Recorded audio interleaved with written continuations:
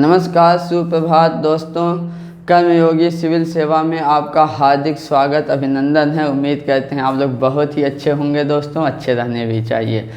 चलिए डेली के current affair series में भी शुरू करते हैं। आज एक नया टॉपिक ही लेते हैं, इसकी अलग ही वीडियो बनाएंगे। एमएसपी पूरा विस्तृत बताएंगे, क्या है एमएसपी, क्यों आई, किस लिए आई, किसने, क्या प्रोसेस होता है, कैसे निर्धारण होता है, पूरा आज विस्तृत इस पर एमएसपी भी हम बात करते हैं। न्यूनतम समर्थन मूल्य भी जिसको बोलते हैं। पहले कि हम टॉपिक पे पहुँचे उससे पहले अगर आप इस चैनल को सब्सक्राइब नहीं किए हो दोस्त तो सब्सक्राइब कर दीजिए, लाइक कर दीजिए और बेल आइकन जरूर दबा दीजिए। अपने दोस्तों में ज़रूर शेयर करिए, उनको भी इस अच्छे और वैल्यूएबल जो है इस यूट्यूब का, इस चैनल का जो है उनको भी फ़ायदा मिल सके, इस नॉलेज का फ़ायदा मिल सके, वो भी आपके आभारी रहें दोस्तों, ठीक है। तो चलिए आज शुरू करते हैं। एमएसपी न्यूनतम समर्थन मूल्य क्या है। एमएसपी सबसे पहले इस चीज़ को जानते हैं। तो एमएसपी क्या है? यह एक गारंटी युक्त कीमत निर्धारण है जो सरकार निर्धारित कर देती है किसानों से खरीदने के लिए। इसको आप इस तरह एक शब्द में इस तरह बोल सकते हैं कि सरकार किसानों से फसल खरीदती है और किस पे, एक निर्धारित कीमत पे। वह बाजार मूल्यों से निरपेक्ष होती है। वह बाजार में सस्ता है तो उससे भी कोई फर्क नहीं पड़ता, अगर महंगा है तो भी फर्क नहीं पड़ता। सरकार जितना पहले निर्धारित कर दी है ना खरीदेगी। इससे एक बात स्पष्ट निकलती है कि अगर वो निर्धारित की है तो कब निर्धारित करेगी? जब फसल उग गई होगी तब नहीं, बुआई से पहले ही निर्धारित कर दी जाती है। इसलिए आप ध्यान रखिएगा, एमएसपी का जो घोषणा होती है वह फसल बुआई शुरू होने से पहले ही कर दी जाती है। जैसे कि अभी जून चल रहा है, अभी जो है धान की पौधारोपण अभी बीज पड़ ही रहे हैं कि अभी जो है घोषणा कर दी गई है एमएसपी की, न्यूनतम समर्थन मूल्य की सरकार ने घोषणा कर दी है कि वो धान की किस मूल्य पे धान की खरीदारी करेगी। तो दोस्तों ये होगा हमारा एमएसपी की परिभाषा हो गई। उसको कब हमने घोषणा कहते हैं, फसल बुआई से पहले करते हैं। दो बातें आपने समझ लिया। उसके बाद एक चीज़ और देखते हैं दोस्तों कि ये जो है साल भर में दो बार होती है। एक जो है रबी की फसल के लिए होती है और दूसरा कब होती है, दूसरा खरीफ की फसल के लिए होती है। तो जैसा कि खरीफ की फसल जो है शुरू होती है जून के बाद, जुलाई से शुरुआत होती है बुआई, तो ये जो है जून में या मई में ही घोषणा कर दी जाती है। दूसरी रबी की फसल भी सितंबर अक्टूबर में ही घोषणा कर दी जाती है, जबकि रबी की फसल जनवरी नवंबर या दिसंबर से स्टार्ट होती है ना। तो ये हो गया साल भर में घोषणा। जैसा कि आईएएस ने 2016 में सवाल पूछा, 2017 में सवाल पूछा था प्रीलिम्स में कि ये एमएसपी की घोषणा कौन करती है, सरकार करती है, संसद करती है, राज्य सरकार करती है, केंद्र सरकार ने। तो इसको आप समझ लीजिए कि इसकी जो आधिकारिक घोषणा हो वह कैबिनेट, वह केंद्रीय मंत्रिमंडल की जो है आर्थिक समिति, ठीक ना, आर्थिक मंत्रिमंडलीय समिति जो है इसकी घोषणा करती है। लेकिन याद रखिएगा इसका प्रस्ताव कौन करता है, वो सीएसीपी करती है, जिसको आप बोलते हैं कृषि मूल्य निर्धारण एवं लागत समिति बोलते हैं ना। तो कृषि मूल्य या सीएसीपी बोलते हैं। सीएसीपी मतलब council of agriculture cost and price ने, ये इसका निर्धारण नहीं करती है, ये प्रस्तावित करती है कि कितना होना चाहिए किस आधार पर। और घोषणा कौन करती है आधिकारिक रूप से, वो केंद्रीय मंत्रिमंडल की जो है आर्थिक समिति करती है, ठीक। अब बात आई कि ये क्या करती है सीएसीपी या कृषि लागत एवं मूल्य परिषद, है ना। तो ये क्या करती है, ये जो है निर्धारित करती है कि एमएसपी कितना होना चाहिए। तो अब कितना होना चाहिए, तो किस आधार पर होना चाहिए, ये मुद्दा आया। किस आधार पर होना चाहिए, इसके लिए कुछ मानक रखे गए हैं, ठीक है। वो मानक क्या क्या है पहले आप देख लीजिए कि इनका मानक कैसे होता है, कि किन किन आधार पर किया जाता है। सबसे पहली बात तो होता है कि किसानों की क्या लागत लगी है उसको बोलते हैं किसानों की लागत। अब किसानों की लागत कैसी, आप समझिए किसानों की लागत, है ना। तो किसानों की जो लागत होती है वो एक पैसे होती है, सीधे उन्होंने फर्टिलाइजर खरीदा इतने रुपए लग गए, 10,000 5,000 10,000 रुपये लग गए। उसके बाद उन्होंने बीज खरीदा इतने रुपये लग गए, उनकी बुआई हुई, ये मतलब कि या पेस्टिसाइड मतलब कीटनाशक दवा यूज किए उसके लिए जितनी भी पैसे लगी। तो सीधे जितना होता है उसको हम बोलते हैं कि किसानों की लागत, नगद लागत होती है। इस व्यवस्था को क्या बोला जाता है, इस टेक्निकल भाषा में A2 बोलते हैं ना। ये भी आप समझते जाइए। निर्धारित कैसे, किन किन आधार पर दूसरी बात हो गई कि अब किसान है भाई, तो किसान दिन भर लगता है, उसकी बीवी भी खेतों में काम करती है, सुबह शाम लगते हैं, उसके बच्चे भी सब काम करते हैं।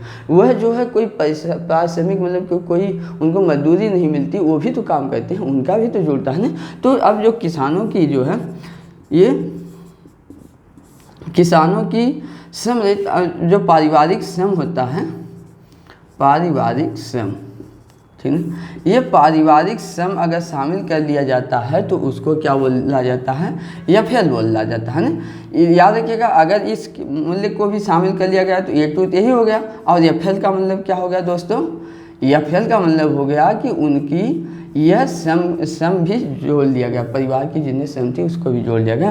तो ये हो गया दूसरा निर्धारण के बिंदु हो गए, किसके आधार पे, CSAP मतलब कि council for agriculture cost and price किस आधार पे निर्धारण कर दी। दो हो गया। एक चीज़ और है, अब बताइए कुछ ऐसा भी किसान है ना कि जो ज़मीन किस पे लिया है, रेंट पे ले लिया है ना, किसी से और कैसे लिया है, किसी के गांव के बड़े लैंडलॉर्ड आज के भी डेट में हैं, बड़े हैं, उनके पास उनकी ज़मीनें में बुआई करता है, अधिया है ना। तो अगर ऐसे भी कुछ लोग हैं तो उनका तो वो उस ज़मीन के बदले भी पैसे देते हैं। तो अगर उस ज़मीन के पैसे देने वाले बदले भी पैसे देते हैं और जो कृषि मूल्य लगता है उसके भी अगर वो पैसे देते हैं, तो इस व्यवस्था को क्या बोला जाता है, C2 बोलता है। अगर ज़मीन का, याद रखिएगा दोस्त, ज़मीन का किराना है ना, काश्तकारी बोलते हैं ना, और अगर किसी में जितनी पूंजी लगी है उस पर अगर ब्याज है ना, इसको भी अगर जोड़ लिया जाए तो इस व्यवस्था को क्या बोला जाता है, इसको C2 बोलते हैं। ठीक, तो अब इन सभी पॉइंट बिंदुओं को ध्यान में रखता है। याद रखिएगा, पहले जो था वो ये वाला C2 लागू नहीं था, पहले इन्हीं आधारों पर CSAP निर्धारित करती थी। लेकिन 2013 के बाद, ठीक है, 2013 से क्या हो गया, इस पे ये C2 वाली को भी लागू कर दिया गया। रमेश चंद्र समिति ने इस बात का भी वो किया था कि लागू करना चाहिए। ठीक दोस्तों, तो ये हो गया अपना, इन चीज़ों को समझिए। इसके अलावा CSAP और किन बातों को ध्यान में रखती है, और कुछ ऐसे बातों को भी ध्यान में रखती है जो डायनेमिक होती है। जैसे पता चला कि भाई मांग है ही नहीं, तो मांग और आपूर्ति का भी वो ध्यान में रखती है कि मांग और आपूर्ति मार्केट में कितना, उसी हिसाब से MSP का निर्धारण करती है। और उसके बाद व्यापार का क्या सिचुएशन चल रहा है, इसको अंतर्राष्ट्रीय कृषि मूल्य क्या है चल रहे हैं, इन अन्य पहलुओं को भी ध्यान में रखती है MSP के निर्धारण में। तो अभी आपने क्या क्या देख लिया दोस्तों, परिभाषा आपने देख लिया, इसका घोषणा कब होती है इसको आपने देख लिया, घोषणा कौन करता है इसको आपने देख लिया, कैबिनेट मंत्री की आर्थिक समिति करती है, किसके प्रस्तावित कौन करता है, वो CSAP प्रस्तावित करती है। निर्धारण के लिए किन किन बातों का ध्यान रखा जाता है, मानकों का, इसको आपने देख लिया। A2 व्यवस्था क्या है, इसी को आप A2 व्यवस्था कहते हैं। A2 + FL व्यवस्था क्या है, इसको आपने देख लिया। C2 व्यवस्था क्या है, इसको आपने देख लिया। ठीक है, तो ये 3 पॉइंट देख लिए ना। अब उसके बाद आते हैं कि सरकार ने, अब इसके बावजूद भी हो नहीं रहा था, तो सरकार ने क्या बोली कि 2018-19 नेक्स्ट। अब पॉइंट आइए, इसमें एक मुद्दा आता है कि भाई ठीक इतना भी हो गया, तो अगर इतनी बातों को ही ध्यान में रख करके उनका किसानों को मूल्य दिया जाएगा तो उनको कमाई क्या होगी, उन्होंने मेहनत किया, उन्हीं चीज़ों को कर दिए, उनको 2 पैसे क्या होगा। तो सरकार ने इस समस्या को दूर करने के लिए दोस्तों बोली 2018-19 के बजट में उसने बोला कि हम जो 1.5% देंगे, 1.5 गुना, 1.5% नहीं दोस्तों, 1.5 गुना जितनी MSP जितनी लागत लगी है किसानों का, उसका 1.5 गुना, उसका 1.5 गुना जो है MSP देने की घोषणा की। तो 1.5 गुना मतलब आप समझ गए क्या क्या चीज़ें होनी चाहिए। A2, दूसरी बात मतलब कि FL + A2 हो गया इसमें, प्लस C2 है ना। इन बातों को ध्यान में रख करके इसका 1.5 गुना सरकार ने देने की घोषणा कर दी। ये होगा कितना देगी, ये इतनी बातें हो गई। ठीक है, अब मुद्दा आता है कि MSP की सीमा क्या क्या है ना, किन किन सीमाओं को ध्यान में रखा जाता है। ठीक है, तो अगर हम इस बात को देखें कि इसकी क्या क्या सीमा है, कौन इसको कम कर देते हैं, तो इसकी कुछ सीमाएं भी हैं। तो MSP की सीमा में पहला पॉइंट अगर हम देखें तो ये देखा जाएगा कि ये वर्तमान में कितने 22 फसलों के लिए, ठीक है, 22 फसलों के लिए ही MSP दी जाती है। ठीक है। मात्र और मात्र कितने के लिए दी जाती है दोस्तों? 22 फसल के लिए ही दी जाती है। ये बात का विशेष आप ध्यान रखिएगा। जिसमें इस 22 फसल में कौन है? 14 खरीफ की फसल है दोस्तों, खरीफ की, ठीक है। खरीफ की फसल कितनी है? 14 है। 6 क्या है? 6 रबी की फसलें हैं, ठीक है। और 2 जो हैं ये वाणिज्यिक फसल हैं, कितना? 2 वाणिज्यिक फसल है ना। तो इस 12 को ही 22 को ही देते हैं, ठीक है। अब आप सोचिए कि 22 को ही अगर ये देते हैं तो और फसलों के लिए क्या होगा नहीं, उनका मूल्य कैसे मिलेगा किसानों के लिए? ये हो गया, इसकी एक सीमा में आती है, सीमा हो गया। दूसरी बात होगी दोस्तों, दूसरी चीज़ें हो गई थोड़ा सा कॉम्प्लेक्स। अब जो है गन्ना के लिए ये अलग से दे देते हैं, उसका अलग निर्धारण करते हैं। गन्ना के लिए जो दिया जाता है उसका लाभकारी मूल्य बोलते हैं। गन्ना के लिए जो बुआ दिया जाता है उसको क्या बोलते हैं? लाभकारी मूल्य। लाभकारी मूल्य, फेयर रिम्यूनरेशन प्राइस, इसको इंग्लिश में बोलते हैं FRP बोलते हैं ना, फेयर रिम्यूनरेशन प्राइस। ये गन्ना के लिए अलग से देते हैं भाई, तो आप एक ही के लिए फसल सबको शामिल कर लेते, इसको ही देते हैं, ये हो गया। दूसरी बात, अन्य फसलों के लिए क्या होगा? ये भी एक इसकी सीमा है, ठीक है, जिसके लिए किसानों के पास मशीनरी नहीं होती है ना, तो ये भी एक समस्या, बीज नहीं उपलब्धता होती, ये है। दूसरी बात, MSP की क्या सीमा है? एक सबसे महत्वपूर्ण जो सीमा है वो सीमा ये है कि आप ये बताइए पूरे इंडिया के सारे देश स्टेट में बराबर कृषि होती है क्या? नहीं होती है ना। तो जब सभी में नहीं होती है तो जहाँ के किसान बड़ी बड़ी खेती करके बेचते होंगे बड़ी मात्रा में, उन्हीं को MSP का लाभ मिलेगा, अन्य किसानों को तो लाभ ही नहीं मिला। और किसानी में सॉरी दोस्तों, किसानी में बहुत सारी चीज़ें भी शामिल होती हैं, जैसे किसान के संबंधित कृषि गतिविधियाँ, कृषि संबंधी अन्य गतिविधियाँ आती हैं, पोल्ट्री आती है, फार्म आते हैं, पशु आते हैं, वो भी आते हैं, बहुत सारी अन्य फसलें भी छोटी छोटी आती हैं, तो उन सबको तो शामिल ही नहीं किया जाता। तो उन छोटे किसानों का क्या होगा? और जिन राज्यों में इस मुख्य फसलों गेहूँ, चावल, अरहर और अन्य फसलों जैसे MSP मानने वाली फसलों की खेती नहीं होती, उनके लिए तो समस्या हो गई, उनके लिए तो कोई सुरक्षा ही नहीं मिला। ये हो गया दोस्तों। एक चीज़ यहाँ हो है कि बिचौलिए, बिचौलियों के लिए कोई भी ऐसा प्रावधान ही नहीं है जो बिचौलिए हैं, ठीक है। बिचौलिए हैं, कीमत एजेंट हैं, ठीक है। बिचौलिए फिर कीमत एजेंट, कीमत जो मंडी में पहुंचते ही वहाँ पर एजेंट हावी हो जाते हैं, भाई आओ हमारे यहाँ आओ, हम इस रेट में चाहेंगे वो है। उसके बाद APMC मंडी है ना, APMC मंडीज है ना, ये सब की ये सीमाएँ हैं दोस्तों, ये सारी चीज़ें हुई। अच्छा, तो इतनी सारी बातें हो गई, सरकार ने MSP घोषणा की, ये बात है। तो मुद्दा आता है भाई घोषणा तो की, लेकिन किस किस के लिए क्या घोषणा की? तो देखिए आप सारी 22 फसलों की तो बात हम नहीं बताएंगे, लेकिन मुख्य फसलों के हम बोल देते हैं। क्यों? क्योंकि UPPCS में एक क्वेश्चन लगभग हर साल फिक्स होता है कि वो पूछता है UPPCS कि मतलब MSP क्या है। तो आइए हम MSP बता देते हैं। धान का जो सामान्य अगर धान है, जो सामान्य धान, याद रखिएगा, धान की 2 वैरायटी की खरीदारी की जाती है धान का, है ना, एक सामान्य और दूसरा क्या होता है? दूसरा A ग्रेड का धान बोलते हैं। तो सामान्य की जो प्राइस है वह 1940 रुपये है। इससे पहले वो 1868 थी, वर्तमान में कितना होगा? 1940 रुपये घोषित कर दिया। धान का जो A ग्रेड का धान होगा, A ग्रेड का धान उसका जो है उसका कर दिया गया है 1960 रुपये, 20 रुपये की बढ़ोतरी हुई है, ठीक है।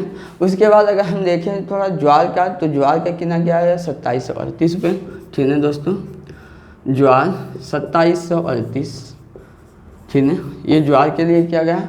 बाजरा का अगर हम देखते हैं तो उसके लिए किया गया है 2250, ज्वार बाजरा 2250 रुपये निर्धारित किया गया है। ये 21-22 के लिए, याद रखिए कब के लिए?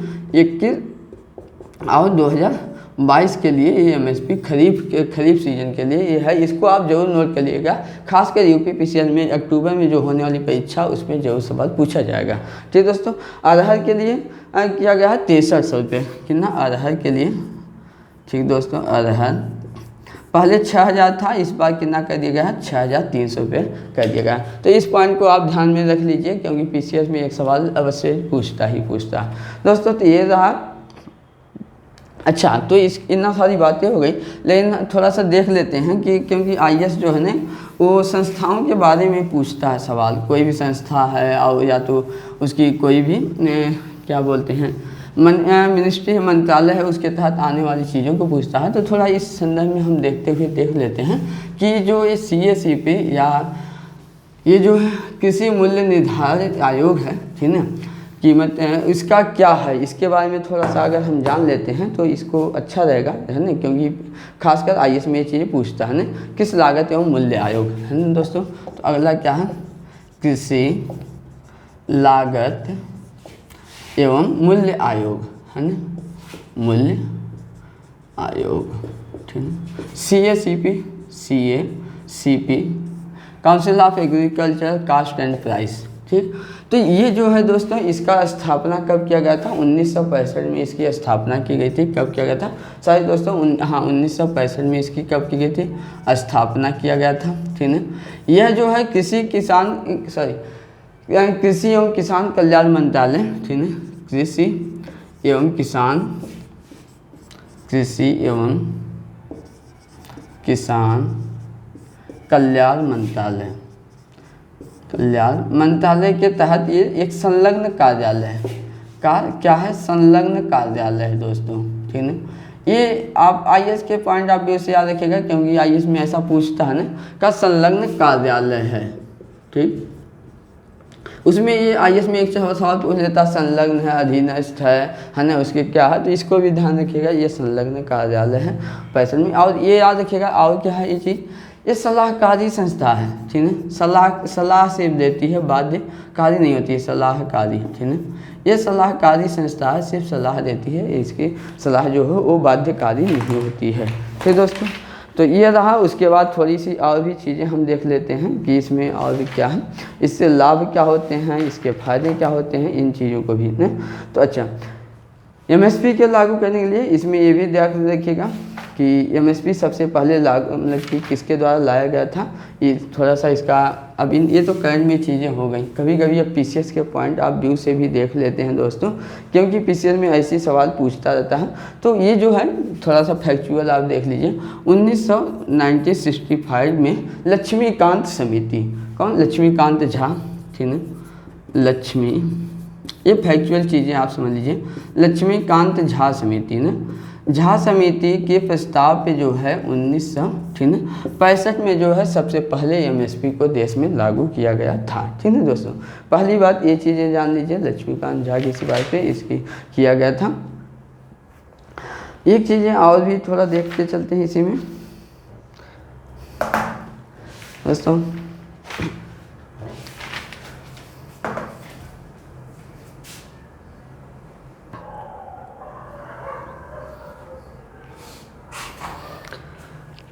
हाँ दोस्तों, फैक्चुअल में लक्ष्मीकांत झा समिति सबसे पहले लागू मतलब कि इसकी सिफारिश की थी, 1965 में लागू किया गया। इसके बाद देखते हैं रमेश चंद्र, बीच बीच में क्या ये सब्सिडियों का मुद्दा उठता रहता है, खासकर WTO जो है बीच बीच में उठाता रहा है। तो और भी देखते हैं, देश में भी कुछ बुद्धिजीवी बोलते हैं कि ना किसी की सब्सिडी नहीं दी जानी चाहिए। जैसा कि आपको एक बात पता होनी चाहिए कि भारत सरकार सबसे ज़्यादा जो सब्सिडी देती है वो खाद्य सब्सिडी सबसे ज़्यादा दिया जाता है। 77,000 करोड़ रुपये किस में दिया जाता है, खाद्य सब्सिडी के रूप में से दिया जाता है प्रतिवर्ष। तो उसमें जो है 2013 में रमेश चंद्र समिति, ये महत्वपूर्ण है, इस चीज़ को ध्यान में रख लीजिए। ये रमेश चंद्र समिति 2013 में गठित की गई थी। रमेश चंद्र समिति ये थोड़ी सी महत्वपूर्ण समिति है दोस्तों, ठीक है। ये रमेश चंद्र समिति 2013 में इसने ये बात बोला था कि सरकार को चाहिए कि फिर से वो जो है इस चीज़ों को हटा करके DPP लागू कर दे। DPP मतलब डिफरेंशियल प्राइस पेमेंट, है ना, मतलब कि जो भी भुगतान होता है ना, अंतर भुगतान, क्या बोलते हैं, अंतर कीमत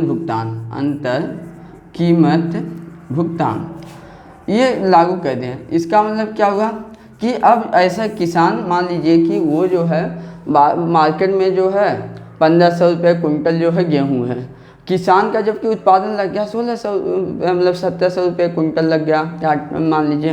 तो अब 200 का जो अंतर पड़ रहा है, सरकार क्या करे, उन किसानों का जो बाज़ार में बेचे हुए हैं उनकी रसीद या ऐसी चीज़ें अगर वो उपलब्ध कराते हैं तो उनके अकाउंट में सरकार जो है 200 रुपये स्टार्ट कर दे कि भाई 1500 आपने वहाँ लिया, 200 हमारे ओर से ले लीजिए, आपकी सिक्योरिटी बनी रही। क्यों ऐसा हुआ, क्योंकि जैसा कि आप जानते हैं कि ये जो अनाजों की खरीद होती है वो कौन करता है, FCI करती है, ठीक है, फूड कॉरपोरेशन ऑफ इंडिया, खाद्य निगम, भारतीय खाद्य निगम करती है।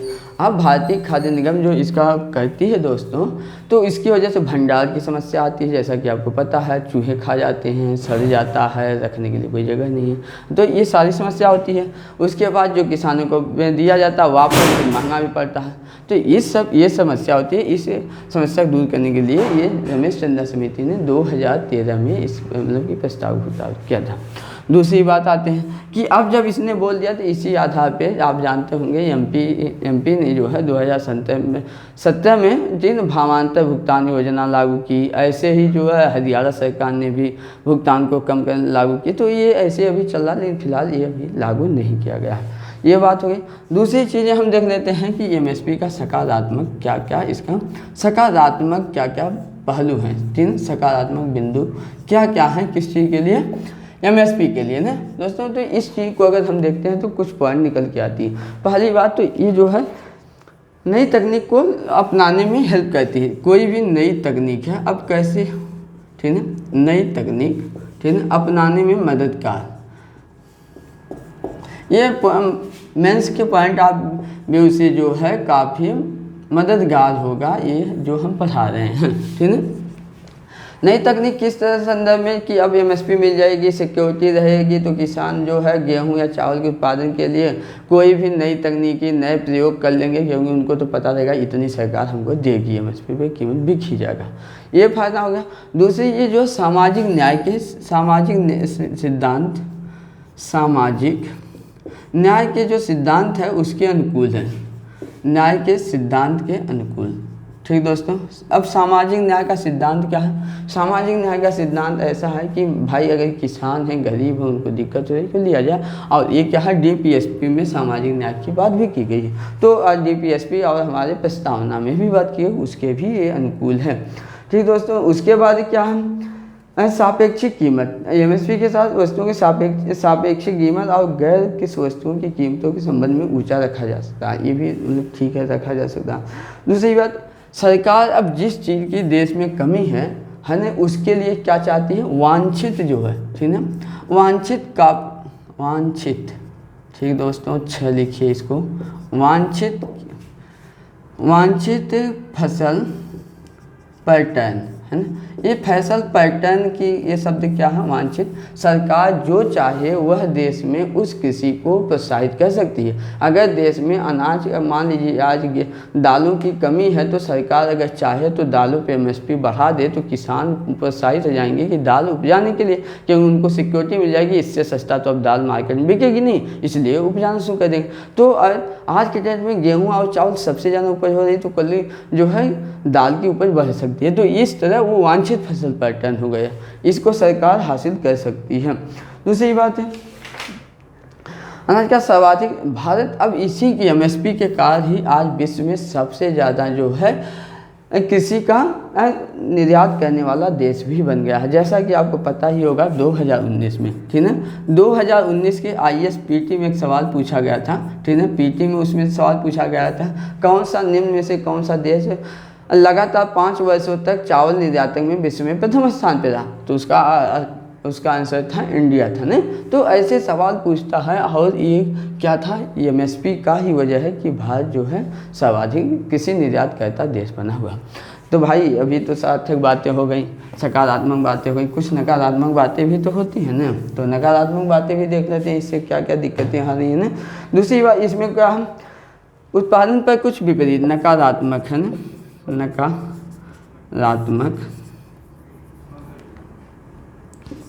नकारात्मक बिंदु या प्रभाव इसमें क्या क्या है। नकारात्मक में कुछ बिंदु हम देख लेते हैं। पहली बात तो उत्पादन में विपरीत प्रभाव, अब यही बात आप लिख दीजिए, विपरीत प्रभाव, यानी जो जिस पे MSP मिलती है उस पर तो अच्छा खासा होता है, जिस पे MSP नहीं मिलती उसकी क्या हाल है, उसकी तो बुरी है ना, उस पर विपरीत प्रभाव, उसको अच्छी तरह उत्पादन नहीं होता, धीरे धीरे दालों की आप देख रहे हैं सबसे ज़्यादा कमी हो जाती है। दाल और भारत ऐसा भी है कि जो दाल और तिलहन का सबसे बड़ा आयातक देश भी है, तेल तो पूरे विश्व में सबसे ज़्यादा भारत ही मंगाता खाता पीता है ना। तो ये चीज़ हो गई दोस्तों, ये इसका ये दुष्प्रभाव या इसका निगेटिव पॉइंट भी है। दूसरी बात है आय की विषमता, है ना, आय की आय की विषमता या प्रादेशिक विषमता, आय की विषमता ने, आय की विषमता। अब विषमता आय की, जो बड़े किसान हैं वो तो बेच लेंगे, उनके पास होगा अधिशेष उत्पादन होगा, वो बेच लेंगे, उनके पास ज़्यादा हो जाएगा। लेकिन जो छोटे किसान हैं बेचारे, उनको तो खाने भर का ही नहीं हो रहा, तो बेचारे वो बेचेंगे कहाँ से, उनको सिक्योरिटी कहाँ मिलेगी, ये भी एक समस्या है ना। उसके बाद कमीशन एजेंट, किसानों पर कमीशन एजेंट, क्योंकि मंडियों में ले जाकर बेचना कंपलसरी है सरकार के अनुसार, APMC मंडियों में, तो ये भी एक मतलब कि क्या है, निगेटिव पॉइंट है एजेंटों की उस पर नहीं ना। मांग पक्ष, ठीक है। उसके बाद निर्धन लोगों के मांग पक्ष, निर्धन लोगों के लिए क्या क्या ज़्यादा MSP तो उनके लिए काम की बात नहीं, ये भी चीज़ें हैं निजी बाजार पर। अच्छा, एक चीज़ जो सबसे महत्वपूर्ण पॉइंट है दोस्तों, वो पॉइंट ये है कि निजी बाजार पर क्या रखिए दोस्तों, निजी प्रभाव, ये सबसे महत्वपूर्ण है, निजी बाजार पर नकारात्मक प्रभाव। जैसा कि एक चीज़ देख रहे होंगे नकारात्मक प्रभाव, इसी चीज़ को अगर हम किसी दिन एक क्लास लेंगे उस पर हम आपको पढ़ाएंगे कि क्या है किसी कानून क्या है तीनों, जिसके लिए इतने बड़े बड़े प्रोटेस्ट आज के डेट में हो रहे हैं। तो वो इसी बात को लेकर है, सरकार मानती है कि निजी बाजार को बढ़ावा दिया जाए, और जबकि ये क्या कहता है, नकारात्मक। इससे आप यही बताइए कि MSP के आधार पे जो FCI सारा अनाज खरीद ले रही है, उसके बाद जब खरीद के भंडार करके रख ली, बाज़ार में गेहूं चावल की कमी हो जाती है। जब गेहूं चावल की कमी हो गई तो फिर किसी किसान को, गरीब को ज़रूरत पड़ी तो महंगे अनाज पे, महंगे दामों पे खरीदता है। उसके बाद सरकार जो है अब अपने सिस्टम से, जब ज़रूरत है तब तो नहीं, लेकिन अपने अभी जो भी खाद्यान्न है वो तो किसान को अपने हिसाब से, आम व्यक्ति को ज़रूरत पड़ी, सरकार अपने हिसाब से उसको फिर क्या कहती है, PDS के रूप में वापस देती है। तो बाज़ार में तो ये नहीं है, निजी बाज़ार कहाँ से बढ़ेगी, तो ये क्या है, इसमें एक समस्या भी है। दूसरी बातें हम देख लेते हैं, WTO का थोड़ा सा मुद्दा क्या है, WTO उसको भी इसी से मतलब कर लेते हैं कि WTO का क्या मुद्दा है ना। तो WTO के मुद्दे में अगर हम देखें तो जैसा कि आपको पता 1956 में जो है, 1996 में WTO की स्थापना की गई है। दूसरी बात ये भी याद रखिएगा कि WTO जो है विश्व यूनाइटेड नेशन का जो है भाग नहीं है ना, उसका अंग नहीं है। तो WTO ये क्या था, WTO ये गेट, ठीक है, ये जो है general agreement on trade and tariff है ना, ये गेट के स्थान पे जो है WTO लाया गया 1996 में लाया गया है ना। इससे पहले क्या था, गेट था, इसका फुल फॉर्म होता था general agreement on tariff and trade. WTO का फुल फॉर्म होता है वर्ल्ड ट्रेड ऑर्गेनाइजेशन, इसका लाया गया। जब ये आया तो अब क्या किया, ये जो है विश्व के ट्रेड को रेगुलेट करने का काम करता है, विश्व के व्यापार को विनियमित करता है दोस्तों। उसके बाद क्या इसने देखा, इनमें अब कृषि के लिए जो गरीब विकसित देश हैं या अविकसित देश हैं वो बहुत ज़्यादा सब्सिडी देते हैं। अब जो विकसित देशों में इतना ज़्यादा उत्पादन होता है, उनके यहाँ तो मतलब अधिकता हो जाती है, क्योंकि वहाँ के ट्रेंड है किसान है। तो इस वजह से अब उसने इसको भी रेगुलेट करना चाहिए। ये जो है WTO ये बोलता है कि अगर आप सब्सिडी देते हैं किसानों को, तो इसका मतलब किसानों को जो है स्किल को आप डेवलप नहीं होने दे रहे हैं, और इसकी वजह से जब आप सब्सिडी देते हैं तो किसान अधिक से अधिक जो है कीटनाशक दवा, केमिकल्स, उर्वरक ऐसी चीज़ों का उपयोग करते हैं, जिसके से भूमि की उर्वरा शक्ति समाप्त हो रही है, ठीक है। ये बात बोलता है WTO। दूसरी बात बोलता है कि यह कृषि व्यापार के नियम के विरुद्ध है। नियम के विरुद्ध कैसे है, क्योंकि अगर आप सब्सिडी दे देते हैं तो वास्तव में वो सस्ता हो जाता है, ठीक। जब सस्ता हो गया उसका मूल्य, तब इसके आधार पे जब वो बेचा जाएगा तो दूसरे मार्केट में सस्ते पे बिक जाएगा, तो दूसरे मार्केट को कैप्चर कर लेंगे। इस आधार पर WTO बोलता है कि सब्सिडी को कम किया जाना चाहिए।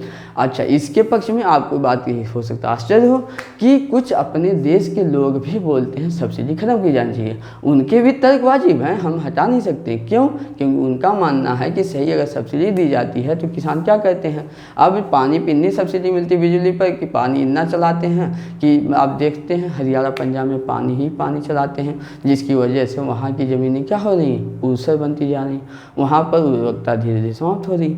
तो इन सब समस्याओं की वजह से जब ये सब्सिडी का मुद्दा बीच बीच में उठता रहता है। तो अब देखते हैं क्या है इसमें EOA है ना, एक EOA ये प्रावधान है। EOA मतलब कि एग्रीमेंट ऑन एग्रीकल्चर, इसका फुल फॉर्म क्या बोलते हैं, एग्रीमेंट, ठीक है,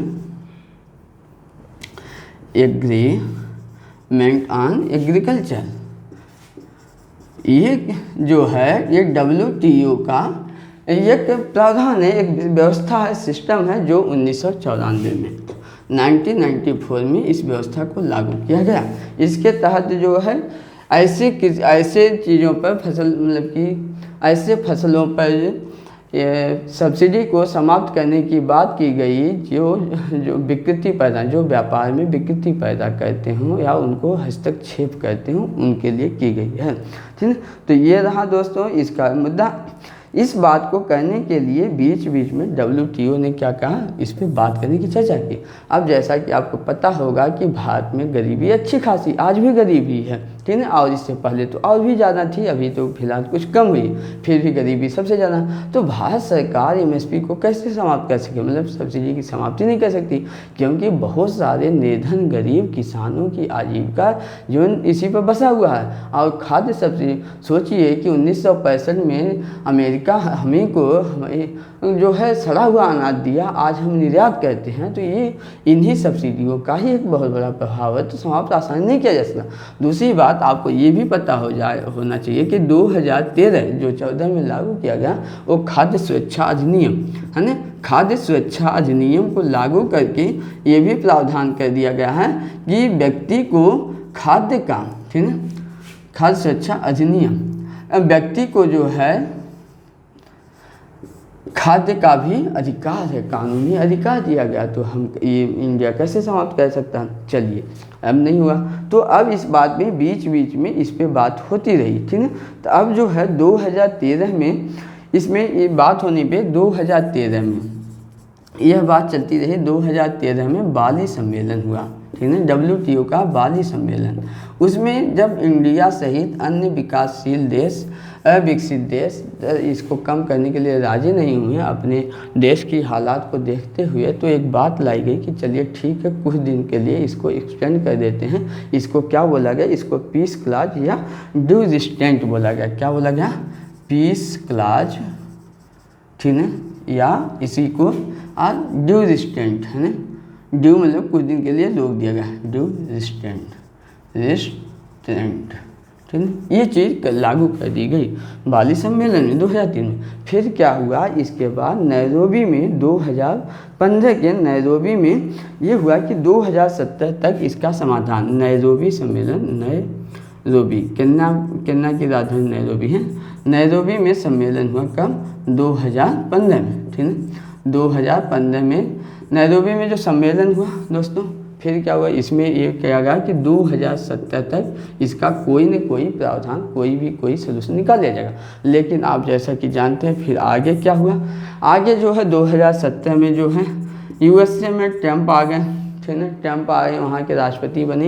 ये क्या किए, ये जो है WTO से हट करके सीधे सारे डिसीजन अपने ही रात पे ले लिए, WTO को साइड में कर दिए, भाई तू साइड चल, चलिए तुम्हारी बातें नहीं। और एक तरह से क्या कर दिए, व्यापार युद्ध छोड़ दिए, किसके खिलाफ? चीन के साथ, और इवन इंडिया के एल्यूमिनियम वाले मुद्दे पे लेकर, है ना, कुछ चीज़ों पे। तो धीरे धीरे ये मुद्दा क्या होने लगा, साइड होने लगा। और अभी तक ये चीज़ें यही जो है लागू है, पीस क्लाज ही लागू है, ड्यू रिस्टेंट ही, जैसा कि आप जान रहे होंगे। इधर तो चल नहीं रहा, लेकिन 19 में जब इस पर बात हुई थी तो 19 में भी भारत का वही बात था कि अभी ड्यू रिस्टेंट ही आगे बढ़े या इस पर कोई समाधान लाए, इसको अभी नहीं किया जा सकता। तो दोस्तों ये रहा है अपना पूरा का पूरा ये MSP रहा। MSP का हमने लगभग हर पॉइंट टच करने की कोशिश किया है। अगर कोई भी चीज़ छूट जाता है तो उसको आप कमेंट में बोलिएगा, पूछ लीजिएगा। और इसको PT और मेंस दोनों पॉइंट ऑफ व्यू से याद रखिएगा। अक्सर ये जो है IAS और PCS में दोनों पूछा जाता है, और IAS के मेंस में भी थर्ड पेपर में इसका आता है। थर्ड पेपर में जैसा कि उसका तीसरा यूनिट में सीधे ये MSP की बात भी रखा हुआ है ना, न्यूनतम। तो आप मेहनत से अच्छी तरह तैयारी करिए। उम्मीद करते हैं आप लोग सही होंगे, अच्छी तरह समझ में आया होगा। एक बार फिर बोलते हैं कि अगर आप चैनल को सब्सक्राइब नहीं किए हैं दोस्तों, सब्सक्राइब कर दीजिएगा। लाइक नहीं किए हो तो लाइक कर दीजिएगा। अपने दोस्तों में ज़्यादा से ज़्यादा शेयर करिए। धन्यवाद दोस्तों।